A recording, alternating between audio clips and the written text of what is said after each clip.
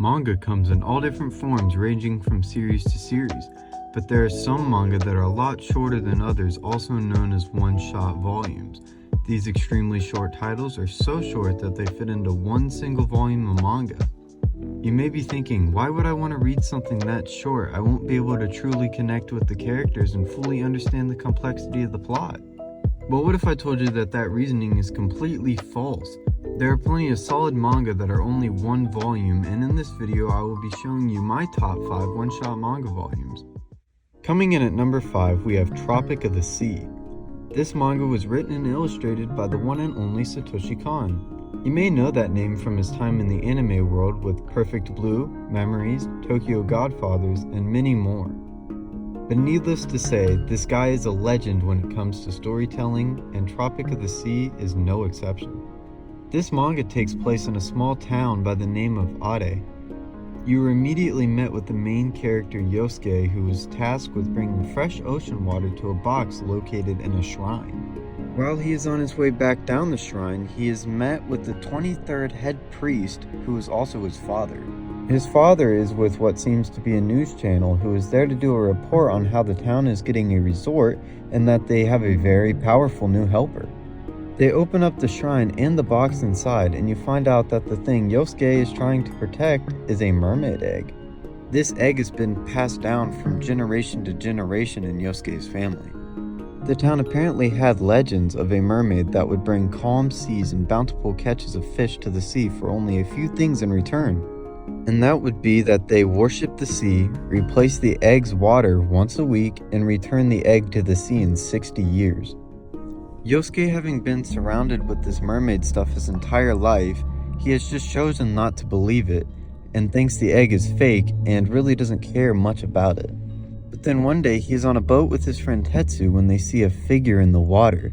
They both get scared, but it turns out just to be Yosuke's friend Nami. Nami has just returned from Tokyo and she's brought a cheap flashlight with her, but when she drops it into the water by accident, Yosuke glances into the water and sees a huge mermaid tail under the boat.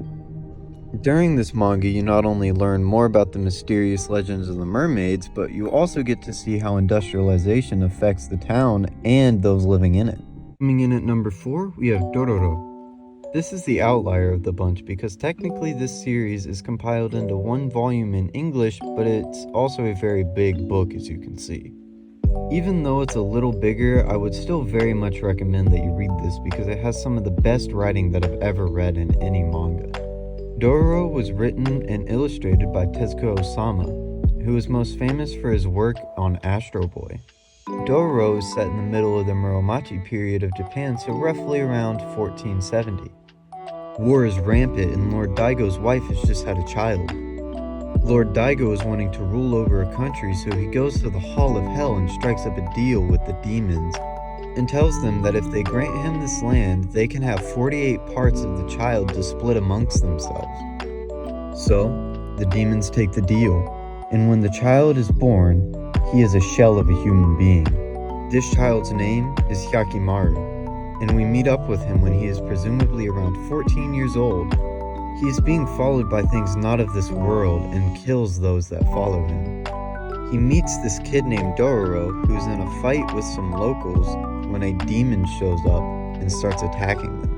Hyakimaru wasn't going to save Dororo because he really didn't care what happened to him, but when this demon showed up, he stepped in. But like I've said, he didn't step in because he wanted to save anybody. He did it for his own reasons. He did it because whenever he kills a demon, he gets back that particular body part that demon is possessing. After Hyakimaru kills the demon, Dororo, in a futile effort to steal his sword, wants to follow him around. While doing so, Dororo shortly gets caught by another demon and is saved by Hyakimaru again. In an attempt to get Dororo to stop following him, he lets his glass eyes fall out of his head, showing that he is actually blind.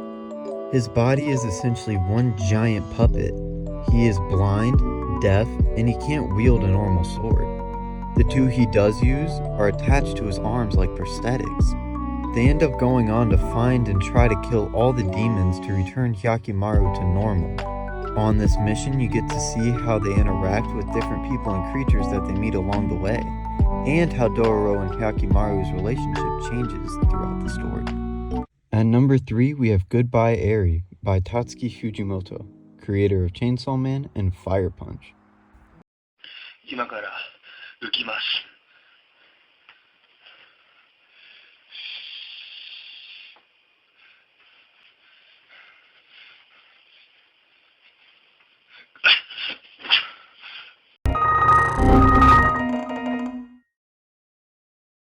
When Yuta gets his very first smartphone for his 12th birthday, his dying mother asks him to film videos of her so that he can remember her when she inevitably passes on. So he does just that. He videos her on family trips, while she is cooking, when she is spending time with his father, and even when she's bathing. Well, maybe not that, but he films every aspect of her life.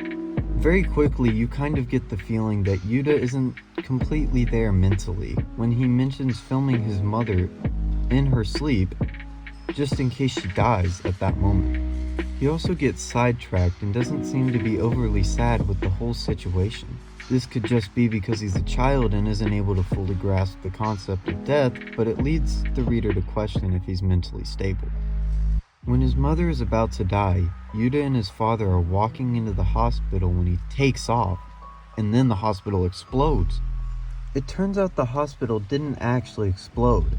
It was just an edit of it exploding, and he has played this movie in front of the entire school.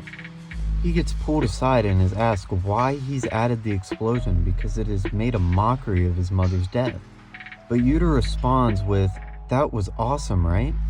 He is sick of all the people making fun of his movies, so he films a suicide video, and on his way up to the roof of a hospital, while he gets ready to jump, a girl grabs his attention.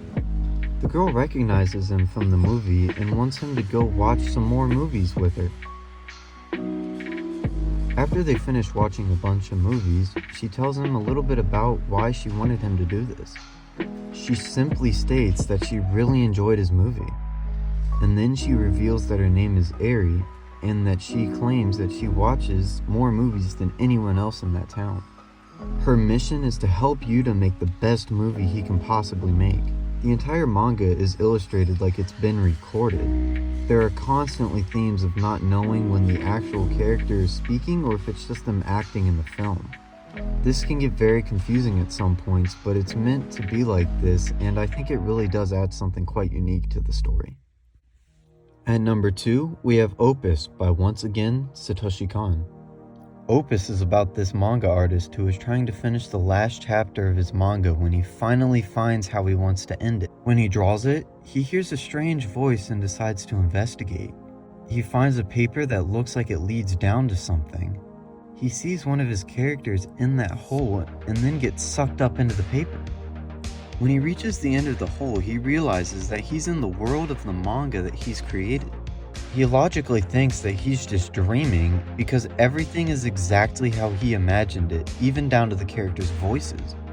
Now, I feel that I need to preface that this manga isn't technically complete, because sadly Satoshi Kon passed on without finishing this work.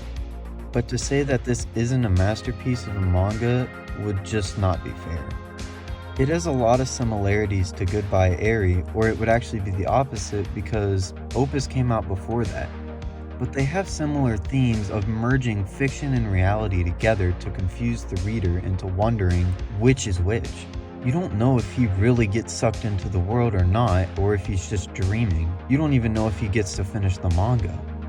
There are so many things that are left up to the reader's imagination when finishing this manga. It's one of those stories that kind of makes you step back and think for a while about how you interpret where it leaves you. At number 1, we have last but not least, Solanin. This is one of those manga that I think everyone should read at least once in their life. It's a drama or coming-of-age story about a young girl by the name of Inoue. She has really just begun her adult life and is trying to figure out her place in the world. She knows that she hates her job and she wants to quit. She doesn't think that she's cut out to be a productive member of society, and this causes her to quit her job. And obviously now she has a lot of free time on her hands. As time passes, she starts to realize that having all this time on her hand isn't as great as she imagined it being. She starts to feel like she doesn't have anything. The story is impeccable, not only because of the connection that you build with the characters, but also because of the thought-provoking questions that are brought up throughout the story. It seems like that at the end of every chapter, you're left wondering what's going to happen next. And also, you're wondering what it's all for. This manga is a must-read, especially for those that are about to go into college, because they can probably relate to a lot of the themes that are brought up. Well, that's the end, guys. I hope you enjoyed, and if you do, feel free to like and subscribe. Leave any questions, comments, or concerns down in the comment section below. And as always, peace.